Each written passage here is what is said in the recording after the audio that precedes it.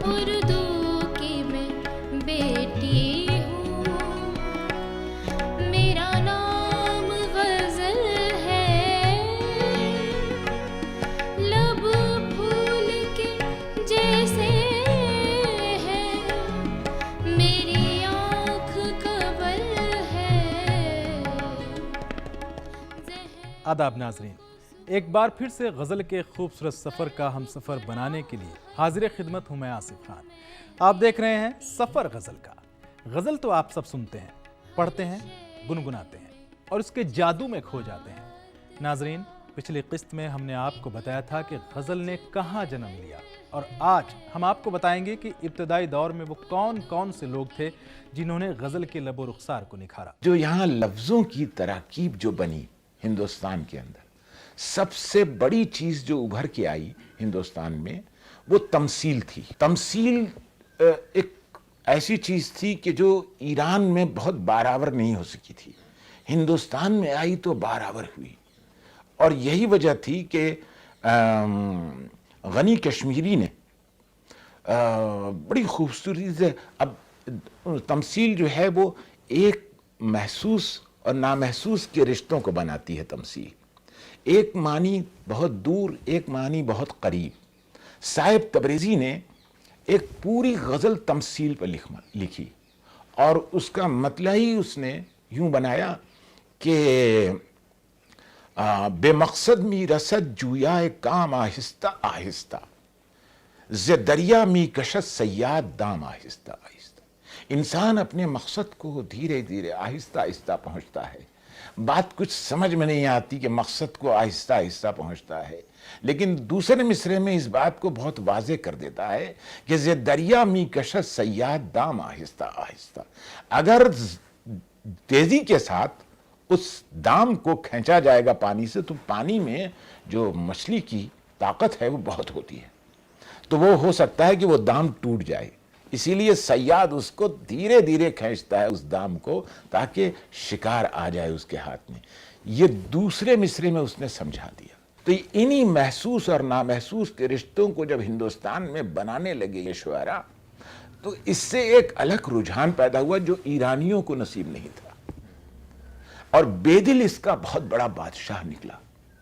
गालिब ने बहुत काम किया इसमें। मीर के यहाँ अक्सर ये चीजें हैं, दाग के यहाँ फिर मिलता है। नाजरीन, फारसी शायरी का एक बड़ा नाम है शेख सादी। गज़ल या शायरी पर सादी ने ज़बरदस्त काम किया है। आइए फारसी शायरी के महक़्क़िक़ डॉक्टर इराक़ रज़ा ज़ैदी से मालूम करते हैं कि सादी ने गज़ल की खिदमत किस तरह से की। ख़ास तौर से सादी का ज़माना आता है। सादी का इंतकाल 691 हिजरी में हुआ, यानी 7वीं सदी हिजरी में ये है, और 4वीं सदी हिजरी में रो चुकी थी। लेकिन जो खदोखाल पूरे उभर के आए सादी के ज़माने में आए हैं। सादी ने इसमें इतनी वसअत दी और गज़ल में नए नए मज़ामीन, क्योंकि ईरान का एक ये देखा जाता है कि उनकी जमालियाती हिस्स जो है वो सबसे अच्छी है दुनिया में।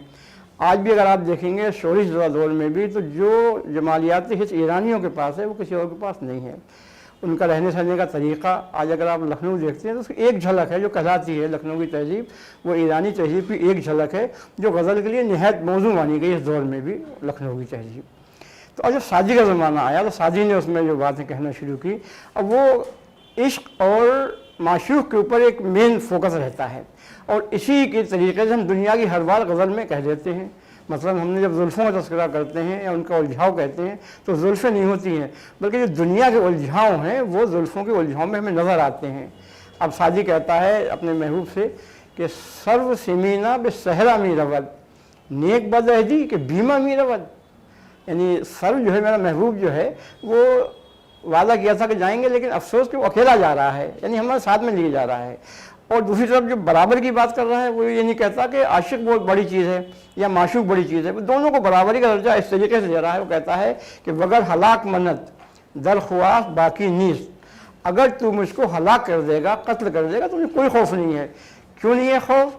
कि शहीद इश्क कतीलस्तो कातिलश गाजी, जो आदमी इश्क में शहीद होता है, कत्ल हो जाता है, वो शहीद हो जाता है, और लेकिन जो कत्ल करने वाला है वो गाजी कहलाता है। ये बात किसी और जंग में नहीं है। आदमी जब जंग में मैदान में जाता है तो या शहीद होता है या गाजी होता है। एक आदमी जो है वो दोज़ख की तरफ जाता है, एक आदमी जहन्नम की जन्नत की तरफ जाता है।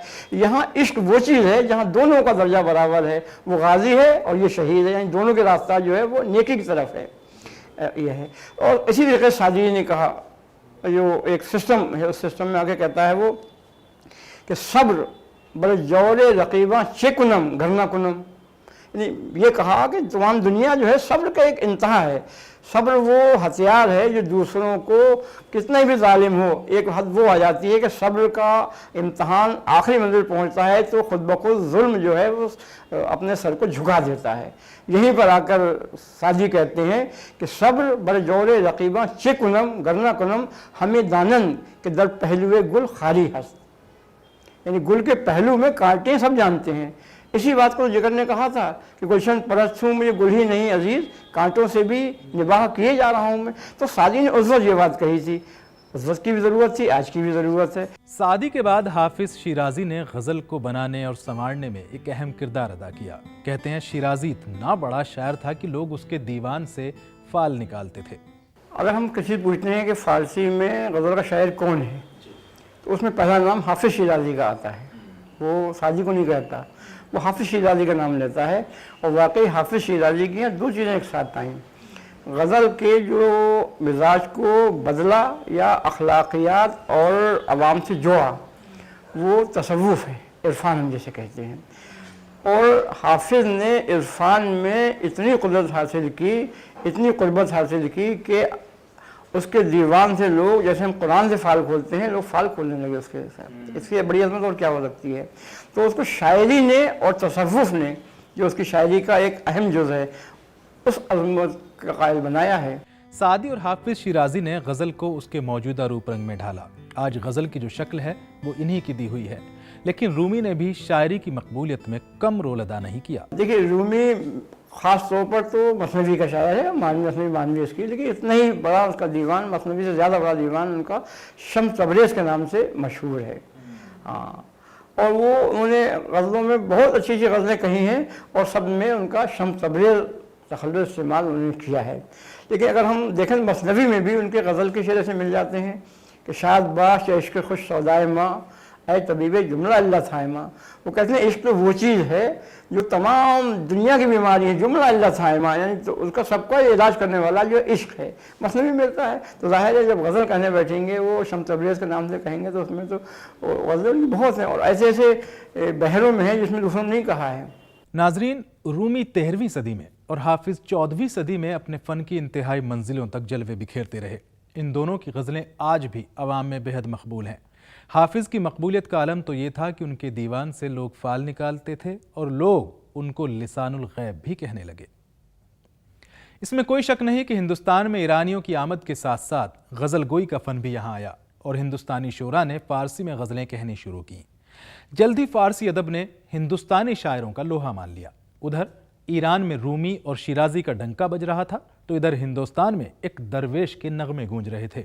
ये थे हज़रत अमीर खुसरो, जो हिंदवी और खड़ी बोली में शेर कहने के साथ साथ फ़ारसी शायरी को भी नई बुलंदियां अता कर रहे थे। तो हमारे हिंदुस्तान के जो बड़े शायर हैं उनमें खुसरो का नाम गज़ल के शायरों में पहला आता है। इसमें अगर खुसरो को भी हम देखें तो वो कहते हैं असरे बालीन मन बरखीज ए नादान तबीब, असरे बालीन मन बरखीज ए नादान तबीब, दर्द मंद इश्क़रा दारू बजुज़ दीदार नीस।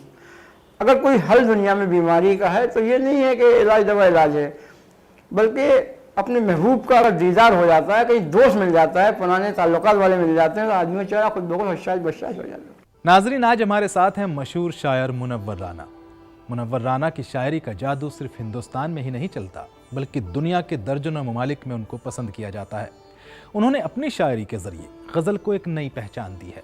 उनकी शायरी में मोहब्बत की चाशनी है, रिश्तों का दर्द है, हालात का कर्ब है और समाज की बेचैनियाँ भी अशार की शक्ल में ढलकर सामने आती हैं। वो सिर्फ महबूब के लबो रुखसार पर ही गुफ्तगू नहीं करते बल्कि समाज की आंखों में आंखें डालकर उसको आईना भी दिखाते हैं। मुनव्वर राना की शायरी का तूती सिर्फ हिंदुस्तान में ही नहीं बल्कि दुनिया के दर्जनों ममालिक में बोलता है। उन्होंने अपनी शायरी के ज़रिए गज़ल को एक नई पहचान दी है। उनकी शायरी में मोहब्बत की चाशनी है, रिश्तों का दर्द है, हालात का कर्ब है और समाज की बेचैनियां भी अशार की शक्ल में गज़ल में ढलकर सामने आती हैं। वो सिर्फ महबूब के लबो रुखसार पर ही गुफ्तगू नहीं करते, बल्कि समाज की आंखों में आंखें डालकर उसको आईना भी दिखाते हैं। मुनव्वर राना की नज़र में शायर एक आम आदमी नहीं है। उनकी नज़र में शायर की जिम्मेदारियां बहुत ज़्यादा हैं। शायर का अपना कोई गम नहीं होता है, और गम होता होगा, लेकिन दुनिया में सबसे कमज़ोर आदमी वो है जो अपने गम का इजहार कर दे या अपनी खुशी पे खुश हो जाए। शायर उस मकाम पर होता है कि जब वो जीत कर भी अगर आए तो सबसे पहले अपने हारे हुए साथी से हाथ मिलाता है, या वो खुशी नहीं मनाता है, कहता है कि नहीं। तो शायर की जिम्मेदारियां बहुत हैं। तो ये आप नहीं कह सकते हैं कि शायर का अपना कुछ उसमें होगा। ये हो सकता है कि मौज़ूआत टकरा जाएं, सूरत हाल टकरा जाए, ये ऐसा हो सकता है। एक नीम का पेड़ आप देखते होंगे, उसी नीम के पेड़ के पास से जब एक बढ़ई गुजरता है, कारपेंटर, तो वो कहता है कि क्या तख्ते निकलेंगे इसके, बेहतरीन स्टूल और दरवाजे तैयार हो सकते हैं इसके। उसी नीम के पेड़ के नीचे से जब कुछ बच्चियां गुजरती हैं नौउम्र, तो देखती हैं, कहती हैं इस पर अगर झूला पड़ जाए तो कितना मज़ा है, और सावन का मज़ा आ जाए खूब, हम लोग झूले बहुत ऊंची ऊंची पेंगे मार सकते हैं। उसी नीम के पेड़ के नीचे से जब कोई हकीम या वैद गुजरता है, एक बार पूरे पेड़ को वो गौर से देखता है, उसका हरा भरापन, उसका फलना फूलना। वो कहता है कि अगर गर्मी आने से पहले पहले बच्चों को पीस के एक बार पिला दिया जाए ये निमोली जो है, तो दाने फुंसी नहीं निकलेंगे, फिट रहेंगे बिल्कुल, हैजा कालरा कुछ नहीं होगा। लेकिन जब उसी नीम के पेड़ के नीचे से एक शायर गुजरता है, तो वो सोचता है कि ये हरा भरा पेड़ जैसा है, अगर पूरी दुनिया भी ऐसी हो जाए तो कितना अच्छा लगेगा। नाजरीन, मुनव्वर राना अपनी शायरी में कोई मौजू बांधने के कायल नहीं है। शायरी उनके लिए अपने जज्बात और एहसासात के बयान का नाम है। उनकी नज़र में उनकी माँ भी महबूब है और उस पर भी शायरी की जा सकती है। जिस ज़माने में मैंने आपसे अर्ज़ किया मैंने शायरी शुरू की, तो मैं अकेला शायर था, आज भी शायद मैं अकेला ही हूँ। जब मैंने ये कहा कि नहीं, जब एक मामूली सूरत शक्ल की औरत मेरी महबूब हो सकती है, तो मेरी माँ मेरी महबूब क्यों नहीं हो सकती है। मैंने गज़ल से बगावत की। लोगों ने बहुत एतराज़ किया कि नहीं साहब, गज़ल के तो मानी ही महबूब से बातें करना है। मैंने कहा नहीं, अगर भगवान रामचंद्र के अगर तुलसीदास के महबूब भगवान रामचंद्र हो सकते हैं, तो मेरी महबूब मेरी माँ भी हो सकती है। वो माँ जो मेरी पैदाइश में खुदा की साझेदार रह चुकी होती है। मैंने सब्जेक्ट बदले, मैंने रिश्तों पे शेर कहे, माँ पे बेतहाशा शेर कहे। आज मुझे खुशी है कि हिंदुस्तान की किसी ज़बान में गज़ल लिखी जाए, उर्दू में, हिंदी में, मतलब तेलुगु में, गुजराती में, सभी में लिखी जाती हैं गज़लें, हर जगह माँ ज़रूर मौजूद है। तो मेरा कहने का मतलब ये है कि गज़ल बंधे टिके टॉपिक्स पर डिपेंड नहीं करती है। प्रॉब्लम ये रही है हमेशा से, ये सानेहा रहा है कि जो उर्दू वाले हैं, इन्होंने दूसरे अदब को पढ़ा ही नहीं। बस इन्होंने गज़ल की किताबें पढ़ी और पढ़ने के बाद में उन्होंने शायरी शुरू कर दी। अच्छा, जो बहुत पढ़ लिख गए वो मालूम हुआ कि वर्ड्सवर्थ और शेली और शेक्सपियर, इससे ज़्यादा इससे आगे वो बढ़ ही नहीं पाए। उनको बेचारे जो नाक़दीन जो हमारे थे यहाँ हैं, उनको ये मालूम ही नहीं कि हिंदुस्तान की जो 22 ज़बानें हैं उसमें जितना अदब है, अगर वो यकजा किया जाए, अब ट्रांसलेशन के ज़रिए ही हम एक दूसरे को इंटरप्रेट करते चले जाएं, तो हम दुनिया के किसी भी ज़बान से ज़्यादा रिच ज़बान के मुल्क में रहते हैं। नाजरीन, मुनव्वर राना साहब ने मुहाजिरनामा जैसी एक तवील गज़ल भी कही है। उन्होंने बहुत सारी ऐसी गज़लें कही हैं जो लोगों को पूरी पूरी याद हैं। उनके बहुत सारे अशार हैं जो लोग रोज़ाना किसी ना किसी मौके पर इस्तेमाल करते हैं। जैसे उनका एक शेर है, सो जाते हैं फुटपाथ पर अखबार बिछाकर, मज़दूर कभी नींद की गोली नहीं खाते। आइए नाजरीन, मुनव्वर राना साहब से गुजारिश करते हैं कि वो अपनी एक गज़ल हमें सुनाएं। अब गज़ल एक ताज़ा गज़ल सुनाएं। गज़ल का मतलब ये है कि किसी के ज़ख्म पर चाहत से पट्टी कौन बांधेगा, किसी के ज़ख्म पर चाहत से पट्टी कौन बांधेगा, अगर बहनें नहीं होंगी तो राखी कौन बांधेगा। किसी के जख्म पर चाहत से पट्टी कौन बांधेगा।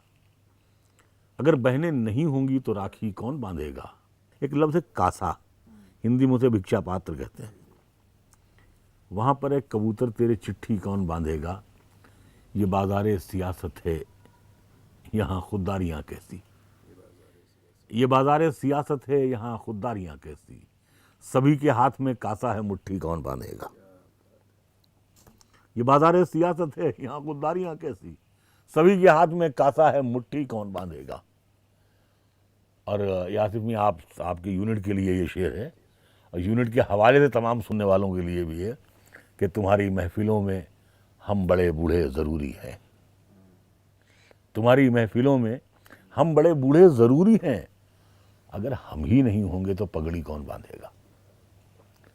तुम्हारी महफिलों में हम बड़े बूढ़े ज़रूरी हैं। अगर हम ही नहीं होंगे तो पगड़ी कौन बांधेगा। और देखें गज़ल का डायमेंशन कैसे कैसे मौज़ूआत को अपने अंदर समो लेता है कि अगर हम ही नहीं होंगे तो पगड़ी कौन बांधेगा। मुक़द्दर देखिए वो बांझ भी है और बूढ़ी भी। देखिए मतलब गज़ल की खूबी ये है कि बड़े से बड़ा जो आर्टिस्ट होगा उसको महीनों लग जाएंगे सिर्फ उस सोचने में, बनाना तो बहुत दूर की बात है।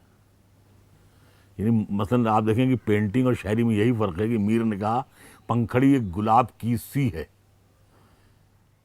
तो ये जो कितना ही बड़ा आर्टिस्ट क्यों ना हो, पंखड़ी सब बना देगा, पंखड़ी बना देगा, गुलाब बना देगा, होंठ बना देगा, लीव बना देगा, लेकिन जो सी रखा हुआ ये कहाँ से लाएगा। सी जो है पंखड़ी एक गुलाब की सी है, जिसको अंग्रेजी में लाइक कहते हैं, लाइक, ये कहाँ से बनाएगा। तो शेर ये है कि किसी के जख्म पर चाहत से पट्टी कौन बांधेगा। अगर बहनें नहीं होंगी तो राखी कौन बांधेगा। शेर ये है कि मुक़द्दर देखिए वो बांझ भी है और बूढ़ी भी। मुक़द्दर देखिए वो बांझ भी है और बूढ़ी भी। हमेशा सोचती रहती है गठरी कौन बांधेगा। मुक़द्दर देखिए वो बांझ भी है और बूढ़ी भी। हमेशा सोचती रहती है गठरी कौन बांधेगा। तो ये जो अलामतें उर्दू शायरी में रही हैं हर ज़माने में कि मतलब हम किसी भी लफ्ज़ को उठा करके उसको जब गज़ल बनाने की कोशिश करते हैं तो बहुत मुश्किल हुनर है, लेकिन अगर बन जाता है तो फिर बन ही जाता है। तो नाजरीन, उम्मीद है मुनव्वर राना साहब के साथ आपको ये मुलाकात बेहद पसंद आई होगी। आइए अब आपको सुनवाते हैं मुनव्वर राना साहब की ये गज़ल के चंद अशार साज और आवाज़ के साथ।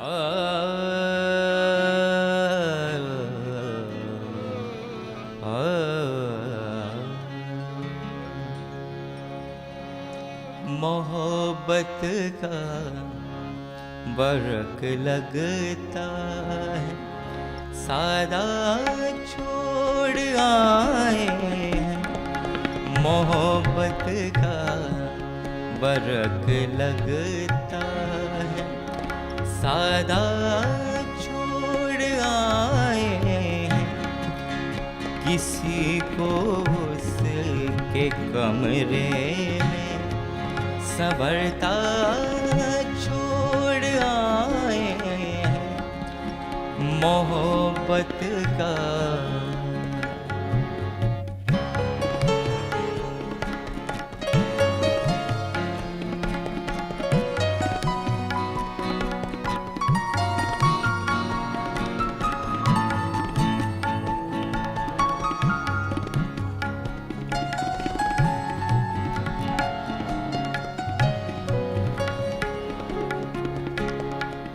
किसी के ख्वाब को ताबीर की कुर्बत नहीं बख्शी।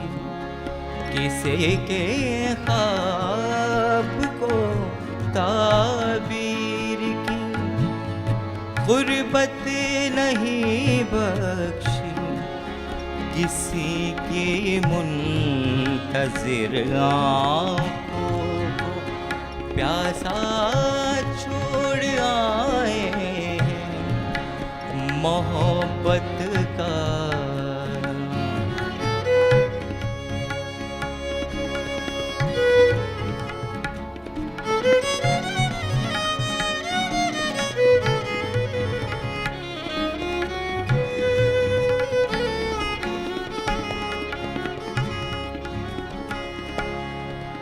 सुना है ख्वाब कतराने लगे हैं उसकी आँखों से, सुना है ख्वाब कतराने लगे उसकी आँखों से, उसे जिस रोज से हम दिल शिकस्ता छोड़ आए हैं मोहब्बत का।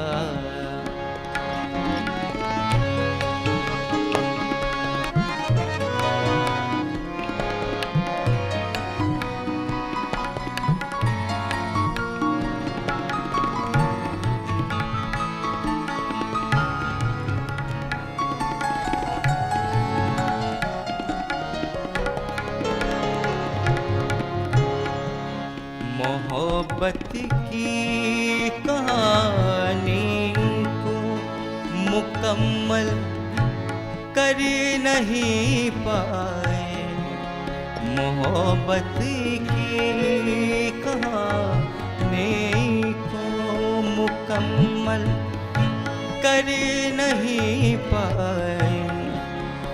अधूरा था जो किस्सा वो अधूरा छोड़ आए हैं मोहब्बत का बरक लगता है सादा छोड़ आए हैं किसी को उसके कमरे में संवरता छोड़ आए हैं मोहब्बत का।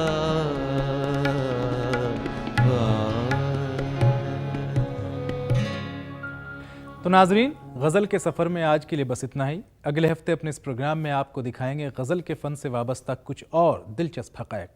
आपकी मुलाकात कराएंगे एक और मारूफ शायर से। तो आसिफ खान को दीजिए इजाज़त। देखते रहिए DD उर्दू।